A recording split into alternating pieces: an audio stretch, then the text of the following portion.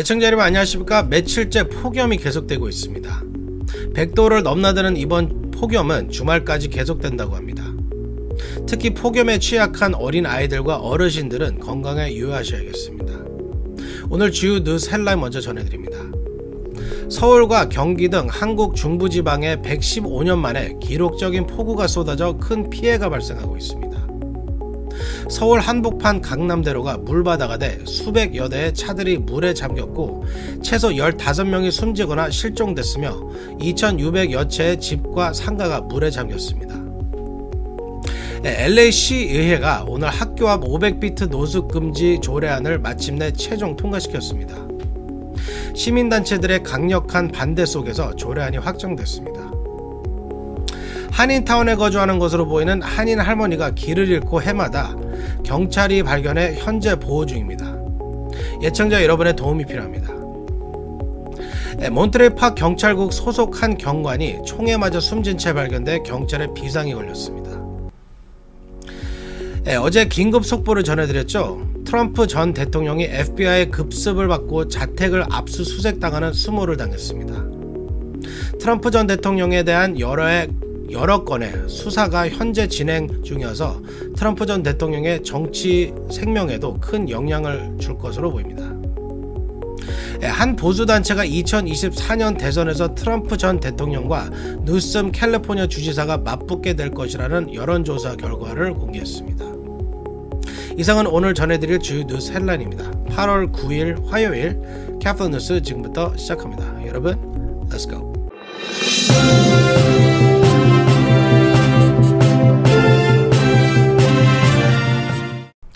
네, 오늘의 첫 소식은 서울 폭우 소식입니다. 서울에 기록적인 폭우가 내려 강남 등 서울 한복판이 물바다가 됐습니다. 사망자와 실종자가 속출했고 수천여 채의 집과 상가가 물에 잠겼습니다. 한국 폭우 피해 소식 피터장 기자가 전해드립니다. 서울과 경기 등 한국 중부 지방에 지난 8일과 9일 기록적인 폭우가 내려 사상자가 속출하고 수백여 명의 이재민이 발생하는 등 큰 피해가 발생했습니다. 숨지거나 실종된 사람은 9일 현재 최소 15명이고 집을 잃은 이재민은 441명에 달합니다. 물에 잠긴 주택과 상가는 2,579동인 것으로 집계됐습니다. 하지만 피해 조사가 본격화되면 실제 피해는 훨씬 더 클 것으로 보입니다. 한국 정부에 따르면 한국 시간 9일 밤 11시 기준 사망자는 9명, 실종자는 6명입니다. 곳곳에서 발생한 산사태와 차량 침수로 15명이 부상을 당했습니다. 서울 관악구에서는 반지하에 살던 가족 3명이 물에 갇혔다 숨졌습니다. 안타까운 것은 구조대가 신고를 받고 출동했지만 골목에서부터 물이 허리까지 차 있어 곧바로 진입하지 못해 이들을 구하지 못했습니다. 서울 서초구에서는 주차장으로 이동하던 4명이 지하상가 통로 하수구 부근에서 휩쓸려 실종됐습니다. 주택과 건물 피해도 큽니다. 주택과 상가 2,579동이 물에 잠겼고 경기도에서는 제방 3곳이 폭우에 떠내려갔으며 방송과 통신 92,410회선이 훼손됐습니다. 이번 폭우로 강남 지역은 물바다가 돼 차량 수백여 대가 물에 잠겼으며 부천시에서는 병원이 물에 잠겨 환자들이 다른 병원으로 이송되는 일도 있었습니다. 기록적인 폭우는 한국 대통령이 출근길도 막았습니다. 강남 아파트 사저에 살고 있는 윤석열 대통령은 아파트가 침수돼 오도 가도 못한 채 사저에서 전화로 재난 피해 상황을 보고받는 웃지 못할 일도 벌어져 야당으로부터 비판을 받기도 했습니다. 오늘도 수도권 등 중부 지역엔 최고 300mm 폭우가 내릴 것으로 예보된 상태여서 피해는 더 커질 것으로 우려됩니다. 현재 한강 수계에는 홍수경보가 내려진 상태이며 서울 노원구 등에는 산사태 경보가 발령됐습니다. 카플라 뉴스 피터장입니다. 네, 이번 비 피해가 컸던 것은 하루 380mm가 넘는 115년 만에 가장 많은 비가 내린 데다 1시간에 100mm가 넘는 비가 맞춰 물폭탄처럼 쏟아졌기 때문입니다. 제프리 기자가 이번 피해가 왜 이렇게 컸는지 설명해 드립니다. 이번 폭우로 특히 서울에서 피해가 컸던 것은 짧은 시간에 비가 물폭탄처럼 쏟아졌기 때문입니다. 지난 8일 서울 등 수도권을 중심으로 쏟아진 폭우는 하루 최대 강수량과 시간당 최대 강수량 모두 역대 최고치를 기록했습니다. 기상청에 따르면 지난 8일 하루 서울 강수량은 381.5mm에 달했습니다. 이는 지난 1920년 8월 2일에 354.7mm를 훨씬 뛰어넘는 수치로 1907년 서울에서 근대적인 기상 관측이 시작된 것을 감안하면 115년 만에 가장 많은 강우량이었습니다. 시간당 강수량은 신대방동에서 8일 오후 8시 5분부터 오후 9시 5분까지 1시간 동안 141.5mm의 비가 내린 것으로 기록됐습니다. 이 수치는 서울의 시간당 강수량 최고치 공식 기록인 1942년 8월 5일 기록된 118.6mm를 80년 만에 뛰어넘은 것입니다. 기상청은 비공식적이었지만 서울에서 역대 가장 많은 양이었던 것으로 판단한다고 밝혔습니다. 돌발성 폭우가 내린 것은 대기 상하층 공기의 충돌로 기상청은 보고 있습니다. 또 세계적인 기후위기 현상도 큰 틀에서 이번 폭우에 영향을 미쳤다고 보고 있습니다. 기상청은 변모에 관한 열적 상황으로 인해 수증기량이 매우 많아지고 해수면의 온도도 높아지고 있다. 폭우가 기후위기 때문이라고 단정짓기는 어려우나 기후위기의 영향이 어느 정도 있다고 볼 수 있다고 설명했습니다. 기상청은 오는 11일까지 수도권과 강원도, 충청권 등지에서 100에서 300mm, 많은 곳은 350mm 이상 다시 한번 강한 폭우가 쏟아질 것으로 내다보고 있습니다. 지금까지 카플란 뉴스 제플리였습니다. 네, 학교와 데이케어 센터 500피트 이내에서는 노숙자들이 캠핑을 할 수 없도록 전면 금지하는 조례안이 마침내 오늘 시의회를 통과했습니다. 하지만 노숙단체들의 반발이 거세 앞으로 상당한 논란이 예상됩니다. 제니박 기자가 보도합니다. 앞으로 LA시에서는 학교와 500피트 이내 지역 노숙이 금지됩니다. 오늘 LA시 의회에서는 학교와 데이케어 센터 500피트 이내 지역에서는 노숙을 전면 금지하는 조례안을 찬성 11대 반대 3으로 최종 통과시켰습니다.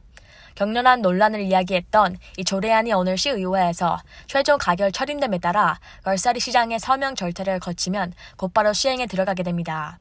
오늘 표결에서는 지난 2일 표결 때와 같이 마이크 본인, 니티아 라만, 마키스 해리스 도슨 시의원 등 3명이 반대표를 던졌습니다. 이번 조례안은 코드 41조 18항로 불리는 수정안으로 기존 조례안을 수정하는 것입니다.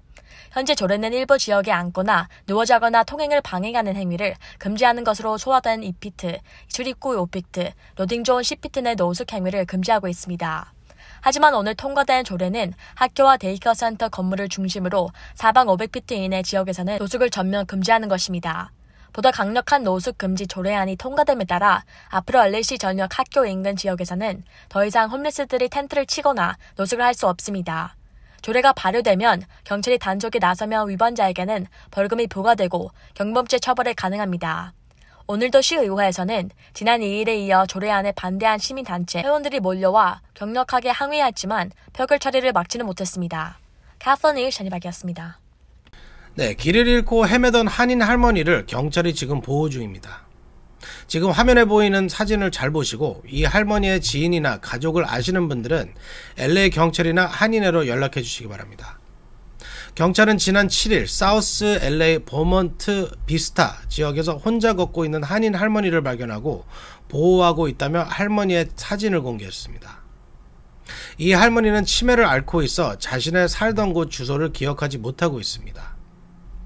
나이는 93세로 추정하고 있는데 올림픽과 캔모의 인근 지역에서 거주하고 있었던 것으로 경찰은 추정하고 있습니다.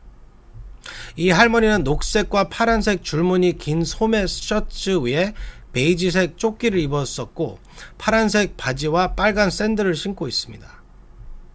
이 할머니를 아시거나 이 할머니의 지인 또는 가족을 아시는 분들은 213-996-1800번 경찰로 연락하시거나 LA 한인회로 연락해 주시기 바랍니다. 네, 다우니 지역에서 한 경관이 총에 맞아 숨진 채 발견돼 LA 지역 경찰들이 비상입니다. 어제 오후 3시 25분경 다우니 지역 LA 피트니스 주차장에서 한 남성이 총에 맞아 쓰러진 채 발견됐는데 이 남성은 몬트레이파크 경찰국 소속 경관으로 어제는 비번이었던 것으로 알려졌습니다. 숨진 경관은 몬트레이파크 경찰국 가디엘 솔로리오 경관인 것으로 밝혀졌습니다. 지금 LA 지역 모든 경찰들이 경관을 살해한 범인 검거에 나서고 있는 상황입니다.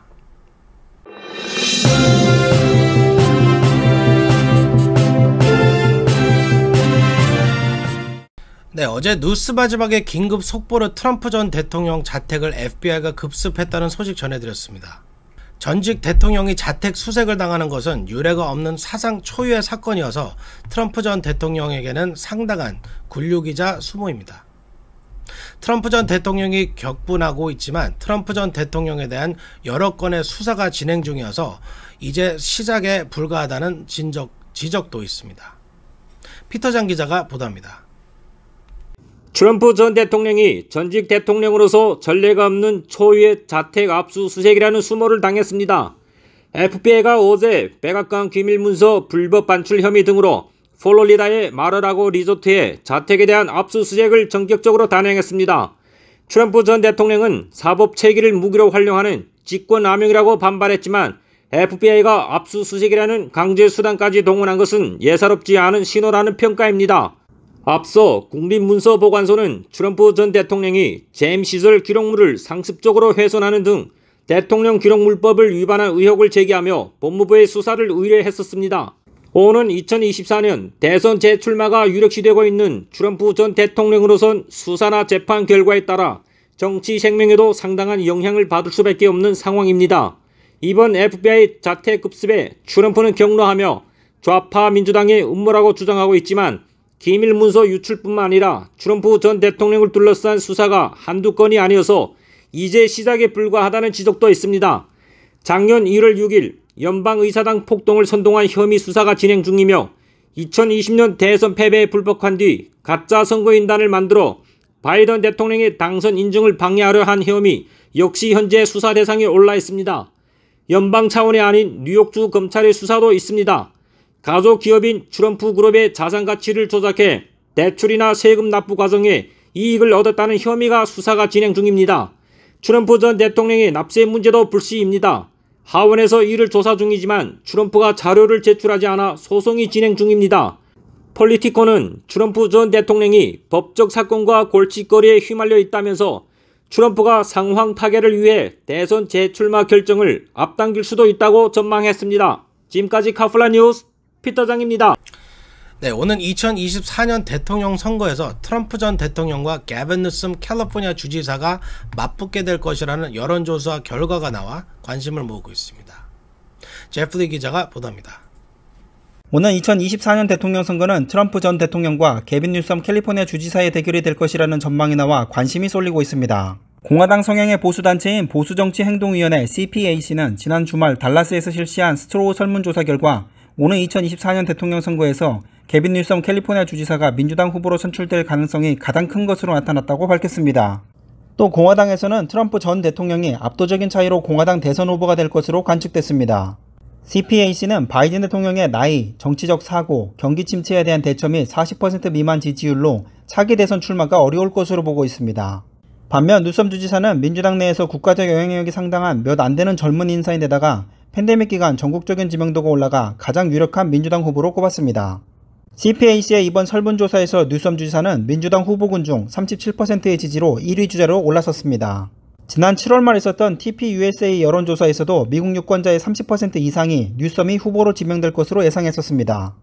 이는 미셸 오바마의 13.6%, 힐러리 클린턴의 10.5%를 압도하는 것입니다. 2024년 민주당 대선 후보가 누가 될 것 같나라는 CPAC의 설문조사에서 뉴섬은 37%의 득표율로 1위를 차지했고 미셸 오바마가 16%로 2위였습니다. 부티지지 교통부 장관은 5%, 해리스 부통령은 4%에 그쳤습니다. 트럼프 전 대통령의 지지율은 더욱 압도적입니다. CPAC의 설문조사에서 2024년 해당 주의 공화당 예비선거에서 누구에게 투표할 것인지를 묻자 공화당 유권자의 69%가 트럼프를 지지한다고 답했습니다. 많은 선거 전문가들은 보수 성향 유권자만 대상으로 실시한 여론조사에서 크게 왜곡됐다고 지적했지만 보수 성향의 유권자들이 2024년 대선에서 뉴섬을 가장 유력한 상대 후보로 지목한 점은 의미가 있다고 지적했습니다. 지금까지 카플라 뉴스 제플리였습니다. 네, 바이든 대통령이 오늘 중국을 경량하는 2,800억 달러 규모의 Chips and Science Act에 서명했습니다. 이 법은 미국의 반도체 연구, 개발, 제조 등 분야에 527억 달러를 지원하고 미국산 반도체에 390억 달러의 인센티브를 제공하는 내용이 골자입니다.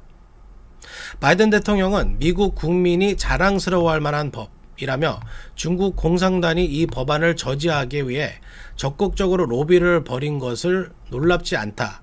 미국은 첨단 반도체 생산에서 세계를 이끌어야 한다고 말했습니다.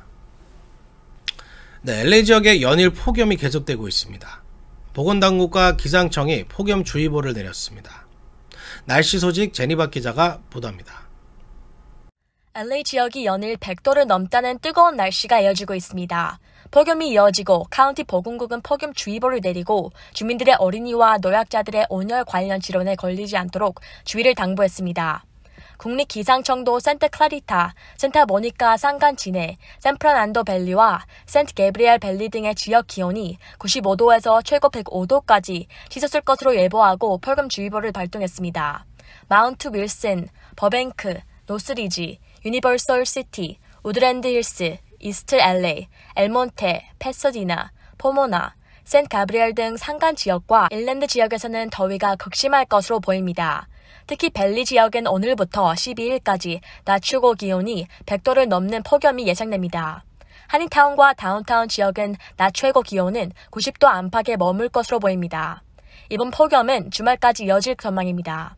보건국은 어린이들의 경우 성인들보다 3배에서 5배 더 폭염에 취약해 탈수 증세와 심장마비 증세가 올 수 있어 부모들의 각별히 주의해야 줄 것으로 당부했습니다. 또 기온 변화에 취약한 노인들은 폭염이 위험할 수 있어 충분한 수분을 섭취하고 냉방이 되어 있는 실내에 머물 것으로 권고했습니다. 카플 뉴스 전희박이었습니다.